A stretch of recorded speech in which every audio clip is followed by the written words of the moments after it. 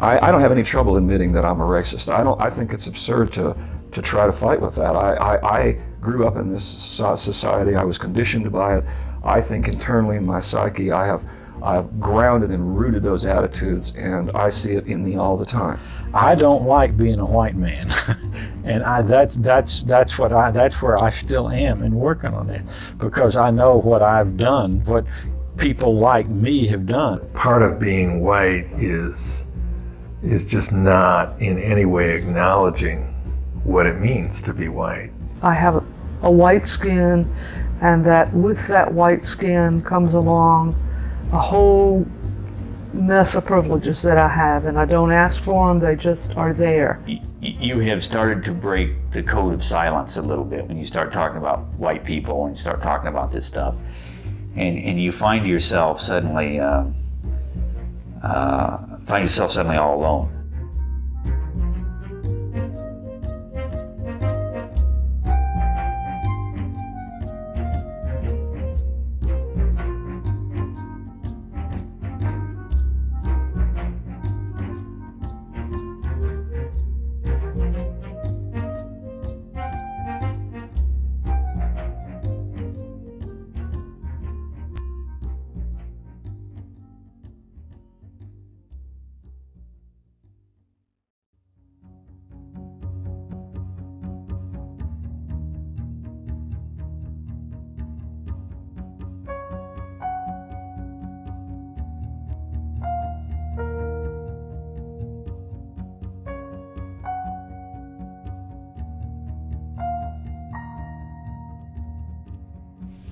The family history, as I understand it, was really, people coming to America as a way of searching for a better life and escaping poverty. And it has often seemed to me that also meant escaping their roots, where they came from, that there was a sort of a desire to separate from that and to become something different.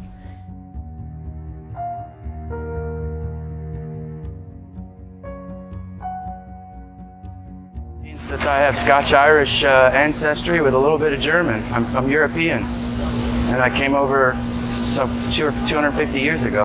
My ancestors are from England and Germany.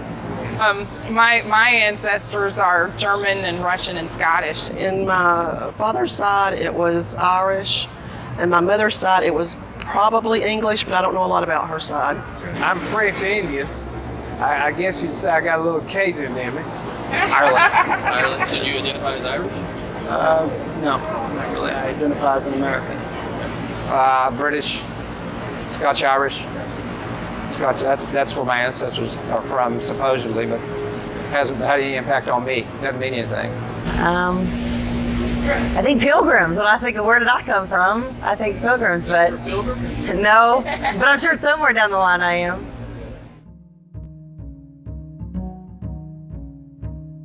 Because they were Irish, there was a lot of oppression, because they immigrated over from Ireland.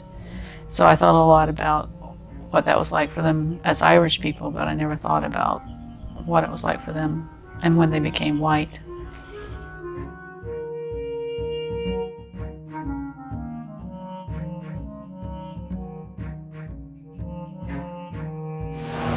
Well, you can only be something if there's something else to negate it, so I guess we became white.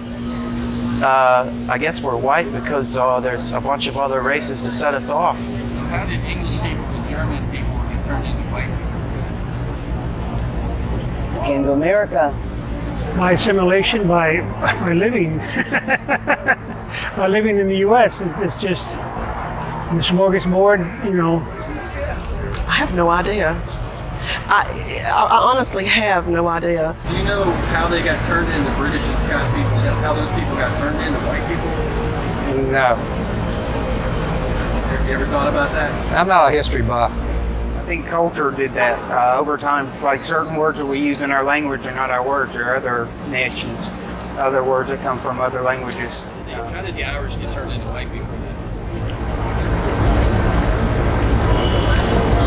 That's a good question. I think a lot of it was early assimilation in the United States, a lot of European ethnics coming over, assimilating for a variety of reasons. Primary one being a desire to elevate their socioeconomic status. So to get jobs, to find places to live, a lot of the Europeans altered their last names to sound more mainstream. A lot of them changed the clothing that they wore, the foods they ate. So there's some might call it assimilation. I think of it more as Anglo-conformity, conforming to this kind of dominant white culture. But the reality is that those persons who are white and who are considered white and treated as such in this society, by virtue of being white and treated that way, have had to give up who they really were. If they were Russian American, my father's side of the family, grandfather's side, great-grandfather came here from Russia in 1910. He had to give up what it meant to be a Jew, a Russian Jew from Eastern Europe, to become an American, which really meant to become white. The Irish had to do the same thing. The Italians had to do the same thing. The Greeks had to do the same thing. All these European ethnics who were not white Anglo-Saxon Protestants had to give up their actual identities for the sake of whiteness. I really didn't think about being white, I'd say, growing up, because mainly I think because I was part of the majority and I maybe wasn't forced to think about it.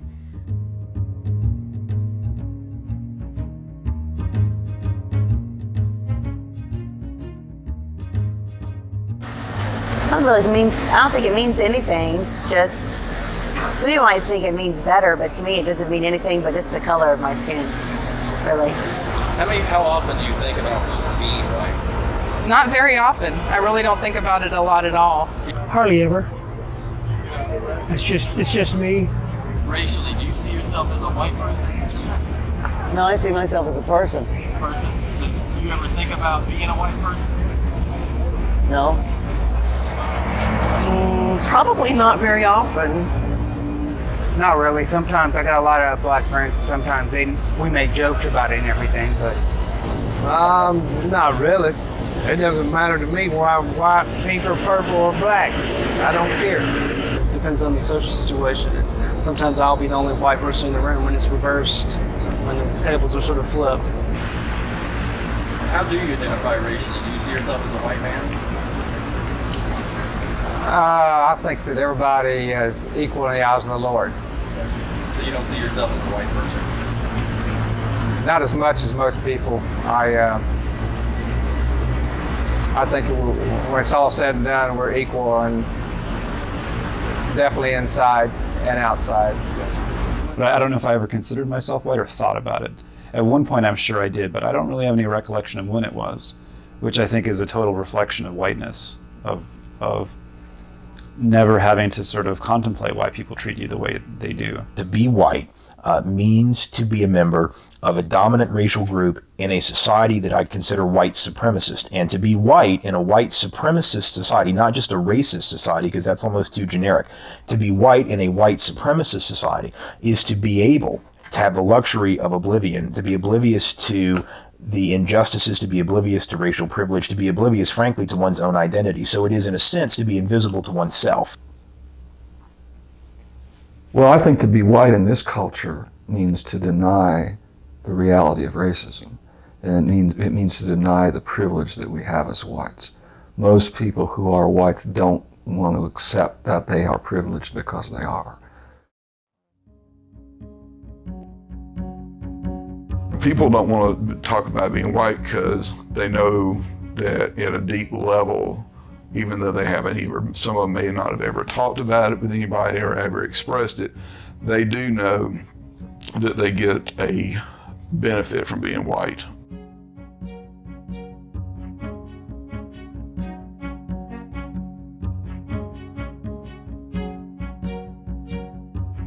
If you're white in this country, there's certain advantages that come your way, and it doesn't really matter whether you want to or not, or whether you're in touch with it or not. Now I know there are privileges that I enjoy simply because I'm white. Every minute of my life, I'm aware of my white privilege, of the fact that I have a white skin, and that with that white skin comes along a whole mess of privileges that I have, and I don't ask for them, they just are there. There are things that come to me, that belong to me, that I'm given and that I expect just because I'm white, that I never wonder about, ask about, discuss. And that's the power of it, is that the privilege of expecting that I'm going to go to good schools and that I'm going to have choices no matter what, that there will always be a choice that will be probably pretty reasonable, that will work out pretty well for me. To me, it's about privilege. A lot of people get to walk around thinking that we live in a meritocracy and thinking that their own hard work is the only thing that's, responsible for their achievements. I think that it means, it has, and I think that it shapes everything. White privilege is probably the freedom to move through the world fearlessly in a way that black people cannot move through the world. That you can take advantage of opportunities with much less fear and an assumption that you'll be treated equally with all other white people. Part of it is not having to even think about it. And so in a way, it's sort of like the privilege of having that space in your mind free to think about other things and be concerned about other things. So it's not even having to think about race is part of the privilege. White privilege is being able to walk into a department store and not be followed by the detective. A friend of mine who's Asian American, she was very unfairly treated at a department store. She was at a cosmetics counter, and she had bought something and it came with a free gift. So the woman at the counter put the free gift in the bag, and my friend didn't know that the free gift had already been put in the bag, so she had grabbed the one on the counter and put it in the bag unknowingly. Just as the sweetest woman, wouldn't hurt a fly. And they called the cops on her, and she was taken to jail and arrested. I put myself in the same position that she was at, and I know there's no way I would have been arrested. I know I would not have been arrested. It's the assumption that when you go to buy a car that you're going to have the money. Well, it's the assumption that when you go into a real estate office looking for a place to rent, unless you wear raggedy clothes, it's that you're going to want to go into this nice neighborhood. You basically get to say what you want to, be any way you want to. You get privilege. You don't have to work as hard. You can slack off in jobs and still get promoted and still not have to worry about somebody coming after you. So whiteness to me is about privilege and access to information systems and people and power that you didn't earn. I went through a time where I was poor and I had to take care of my father, and I worked with about 100 African American men, and I was the only white male on the shop floor. And I was really horrible at this job. It was a metal grinder. I'd grind too much of it. I'd make big indentations. I was constantly messing up, and I was sure I was going to get fired. It was just a matter of time. And about 6 months into the job, the boss and a few of the managers come over. They're all white men. And I thought, this is it. This is the day I'm getting fired. And they came over and told me that they've had their eye on me and they think that I'm management material.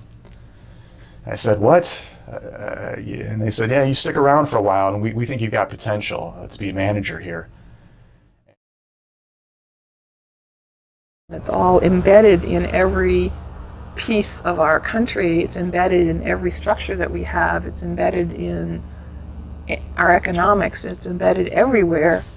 When I walk into a bank, or when I walk into anybody's neighborhood, or when I walk into anybody's store, that I'm acceptable, that I can go anywhere I want, and I'm seen as an acceptable person. And the reason I am acceptable is because I'm white. I remember when I was going to get my driver's license renewed for the first time. I really couldn't see very much without glasses. I didn't have any glasses with me. They had you go to one of these machines you look in and see like what letter it is and etc. I couldn't see any of it. I was one of the few white people there, And the guy behind the desk was this older white guy. And he just said, "Oh, don't worry about it, go ahead." I was like, is he just letting everybody through? And I saw that he wasn't. And I kind of was like, oh, okay. It's the ability to walk into the bank in Savannah when we were ready to build our house and borrow $100,000, and neither one of us were working. I mean, that to me, that is just so incredible that we could do that. I mean, of course we had to present, we had to give them facts and figures and all that kind of thing. But, if you were a person of color and you walked in and you said, well, we're neither working and they're going to loan you $100,000, I don't think so. Oh, simple things. I mean, from everything from the ease of getting a bank loan to knowing that I can drive just about anywhere in the city and not get stopped because of my color by the police. When I drive down the road and I get pulled over by a police officer, it's probably because either I've broken the law or I'm getting a flat tire and the police officer's going to tell me I'm getting a flat tire. Well, when I get pulled over, I don't get tickets, I'm a white woman, middle class, in a minivan. I get pulled over all the time for speeding. And it's almost become a joke. And then, the police officers apologized to me for pulling me over, and I know if I was a person of color, that wouldn't happen, I know that I would be pulled over a lot more if I was a person of color because I speed every day. And so I get stopped, they look at my license, and then they let me go, I've experienced whiteness on the 3 occasions that I've been pulled over by law enforcement driving a car. One time I ran a red light, it was turning red, right? Another time I was speeding, another time I had a headlight out. And every single time I got off with a warning. I never got a ticket for any of those things. It was privilege and whiteness, therefore, that helped get me off. And I think for the average person, it would be whiteness that would allow me not to even have to think about why. I could get away and thinking, I sweet-talked my way out of that. I did, but I was aided by the fact that I'm white. They're not going to do a body check on me. They're not going to rip my car apart looking for a reason to haul me in. I'm not profiled. That's white privilege. Basically, when I go to city council or county commission, I expect my representatives to take me seriously. And they do, for the most part, because they know that they have to be more accountable to the white community because the white community has more power and money and can vote them out of office. We as white people have a sense of what our rights are, that we have the right to, live well, live safely, have health care and police that respond to us, have city officials that pay attention to us, have, the needs of our community, be able to have those met. And I think that if you talk to people of color or look at communities of color, that does not exist for people. That idea of those rights. The more I know, the more it's like, I've really got to talk about privilege here, Even though, I faced a lot of shit in my life. I really had all this stuff happen, but I still had whiteness in a way that's given me all this stuff. And it's all these things which not only give you privilege in the sense of stuff and access to stuff, but also it validates who you are. So you have this feeling that, I'm important, I'm worthwhile, that other people don't have. They have to get it somewhere else. They might get it from their family or what have you, but I'm going to get it from everyone, with few exceptions. I was taught that you respected black folk, but not really as human beings, more like cats and dogs and cows. You wouldn't mistreat a cat or a dog in my family, and you wouldn't mistreat a black person.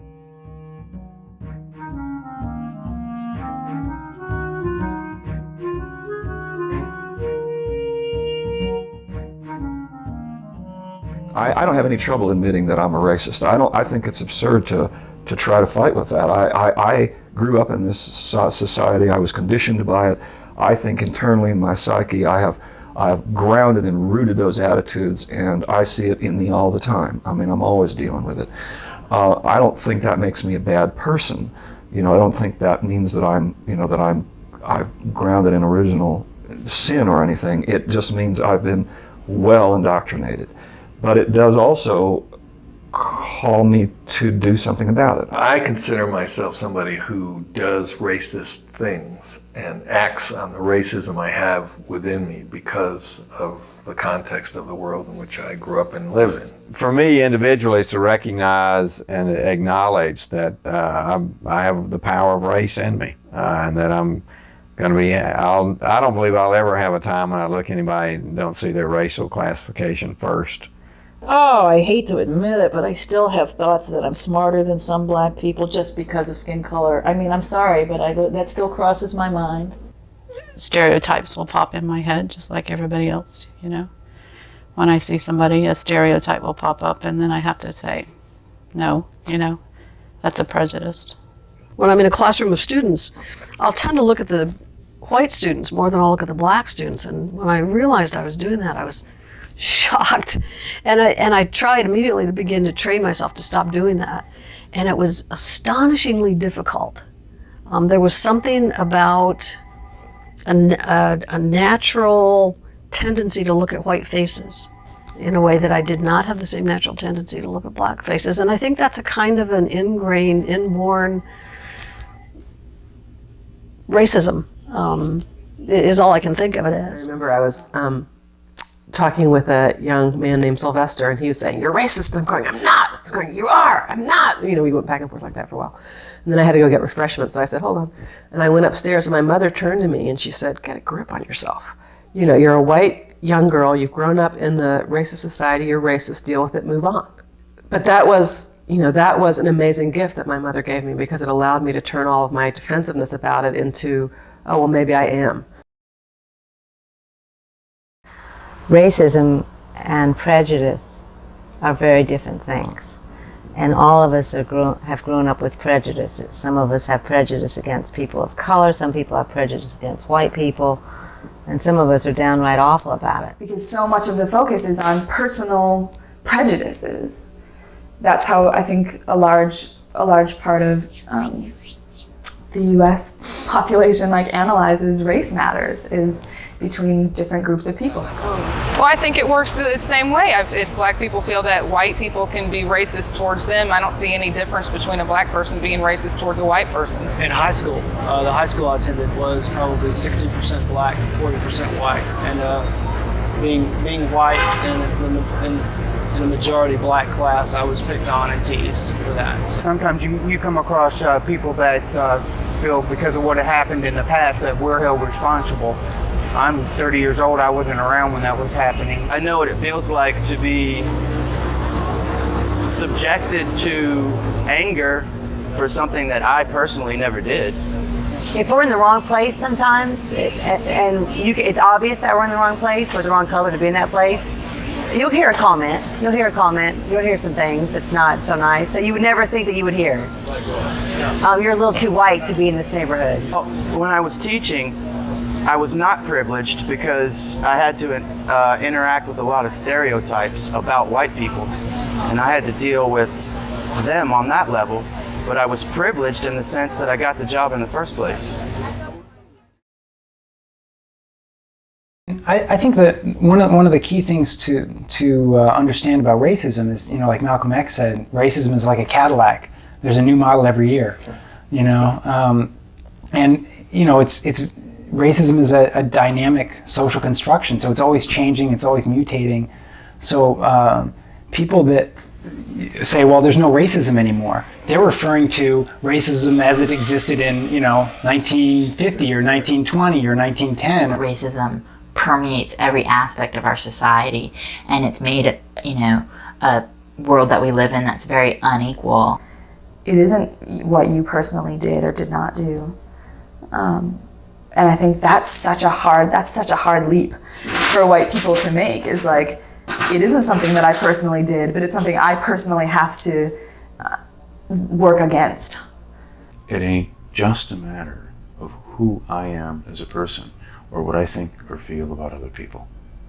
I think there's a hierarchy in our country that's based very clearly on skin color and on people's perceptions of what race you're in. And white are at the top and black are at the bottom, and Asian and Native American and people of sort of light brown hue are in the middle, and Latinos are down, and then blacks are at the bottom. Racism is not simply about how we get along on an individual level, but it has to do with who has institutional and social power. White people have the political and social power in our society, and that is a given. And if you look at if you pick apart social and political situations, you can see that very clearly. I think it's quite obvious. Whites get privilege and experience the advantage of being in a system that thinks white is better than folk of color, and so there's all this unearned advantage that's going on all the time.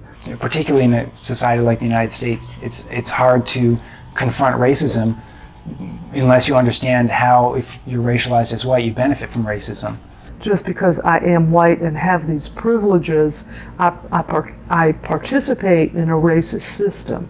And that doesn't make that, it's not my fault, I can't help it, I'm born to it, and that's what being white means. But I do think and assume that white privilege is in fact the kind of racism that you can't avoid. All I gotta do is sit down and close my eyes, and things are gonna just move forward in white interests, and there's a way in which I'm complicit. I collude. I don't say anything. I don't do anything to stop it or challenge it. And in that way, I really do think that's how racism works, and that's a way in which I'm racist. And the difference now is that I don't try and prove to anyone else or even to myself that I'm not racist. I sort of assume that, know that, and get on with doing anti-racist work as best I can. I believe that the very depth of understanding racism is understanding that process of us becoming white, historically us becoming white, and exactly what does that mean to be white, and how much of our humanity that we've lost. Because I think that the only way that whites can truly regain our humanity that's lost to the degree at which we've bought into white is through doing anti-racism work in anything that we do.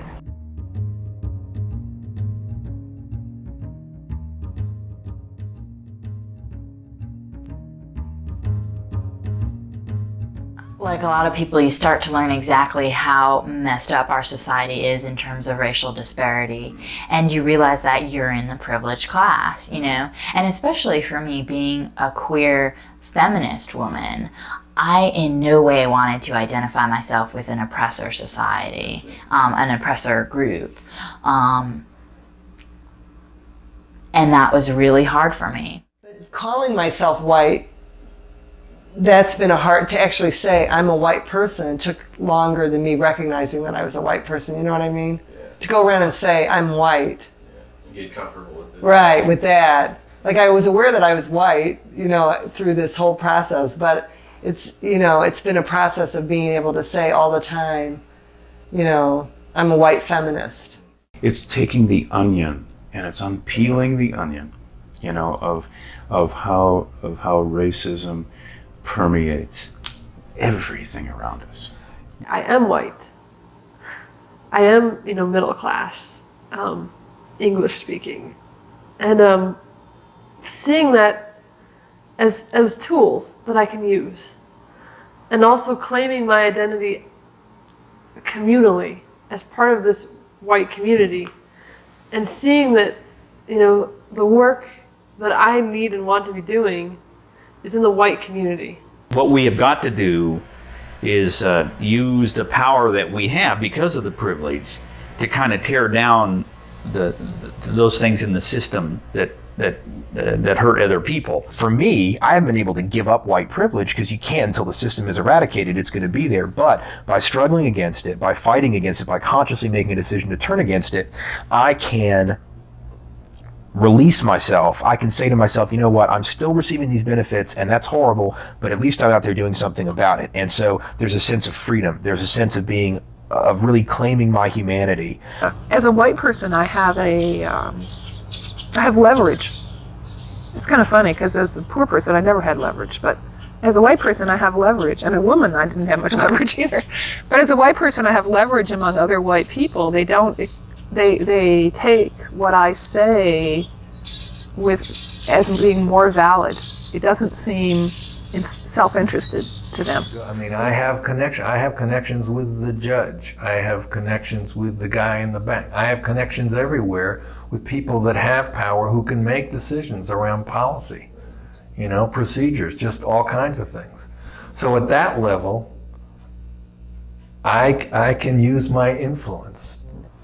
What has been a challenge for me, and where my greatest challenges have been, is on how I can personally use the positions that I'm in to help to change the institutions in ways that make it possible for them to really be aligned with communities of color and accountable to communities of color, and where people who come to work in those institutions can begin to come into them without feeling like they have to code switch, or without feeling like they have to put on another persona in order to survive.